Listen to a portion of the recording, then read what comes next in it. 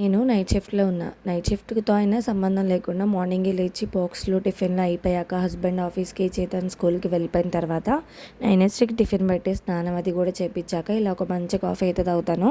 నా ఇల్లు అయితే చూసారుగా అలా ఉందనమాట. అదంతా అలాగే వదిలేసి ఇంకా ఎక్స్ట్రా పని యాడ్ చేసుకున్నాను అనమాట. ఆ పని ఇప్పుడు చేయట్లేదు. ఏంటి అంటారా, ఇప్పుడు ఎలాగో నెక్స్ట్ మంత్‌లో శ్రావణ మాసం వస్తుంది కదా! అందుకని చెప్పి ఇల్లు శుభ్రం చేద్దాం అనుకుంటున్నాను. అన్నీ ఒకేసారి వేసుకోవడానికి నాకెవరు హెల్ప్ చేయడానికి ఉండరు. మీకు తెలిసిన విషయమే కాబట్టి ఒక్కొక్క రూము ఒక్కొక్క రోజు చేసుకుంటాను. వంటగది మాత్రం 2-3 డేస్ చేస్తాను. ఎందుకంటే ఒక 2 అరమరలు ఒక రోజు, 2 అరమరలు ఒక రోజు చేస్తాను.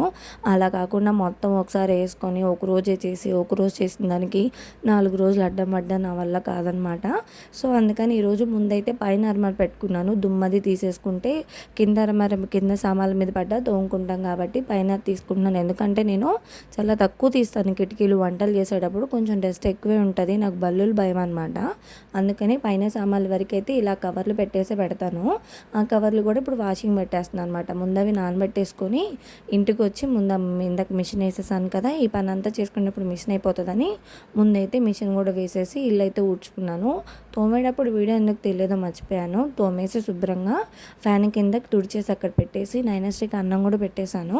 9:30 అన్నం తినేలోపు ఇవన్నీ కూడా శుభ్రంగా ఆరిపోతే యాజ్ టీజ్గా అవే కవర్లు కడిగి ఉంచాను కాబట్టి అవి, లేదా మనకి లగేజ్ బ్యాగ్స్ ఉంటాయి కదా, హ్యాండిల్ లెగినాయో కొంచెం చినిగినాయో వాటిలో మళ్ళీ ప్యాక్ చేసి పైన పెట్టేస్తాను. డస్ట్ పడ్డా సామాన్ల వరకు పడకుండా ఉంటుందని. ఇక చేతన్ స్కూల్ నుంచి వచ్చాడనమాట. 9:30 చేతన్ ఎవరో ఒకరు హెల్ప్ చేయకుండా నా పని అయితే అవ్వదు. ఫస్ట్ టైం అయితే ఇలా అయిందనమాట. ఎలా ఉందో వీడియో కామెంట్ చేసి ప్లీజ్ సబ్స్క్రైబ్.